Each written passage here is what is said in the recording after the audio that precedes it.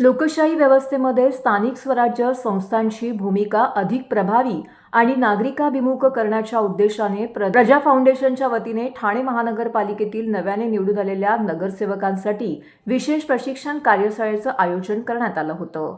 या कार्यशाळेमध्ये नगरसेवकांना महानगरपालिकेचे कामकाज, कायदेशीर तरतुदी, विकास कामांचे व्यवस्थापन, नगरसेवकांनी शहर विकासाच्या दृष्टीने प्रशासनाशी समन्वय साधून काम करणे तसेच लोकप्रतिनिधी म्हणून असलेल्या जबाबदाऱ्या सविस्तर मार्गदर्शन करण्यात आले।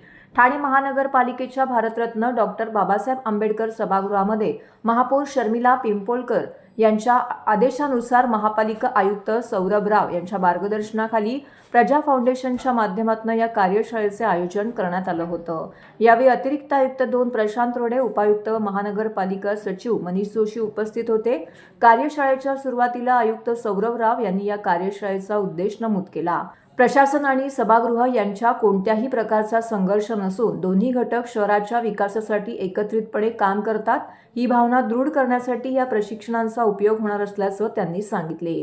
कायदे, नियम आणि प्रक्रियांची माहिती घेताना प्रशासनाचा दृष्टिकोन आणि लोकप्रतिनिधींचा दृष्टिकोन समजून घेणं आवश्यक आहे।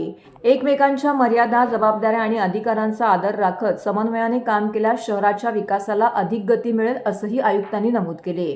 कार्यशाळेच्या प्रारंभी प्रजा फाउंडेशन व्यवस्थापक प्रतीक्षा देवळेकर यांनी संस्थांमधील लोकप्रतिनिधींची भूमिका आणि जबाबदाऱ्या याविषयी मार्गदर्शन केले।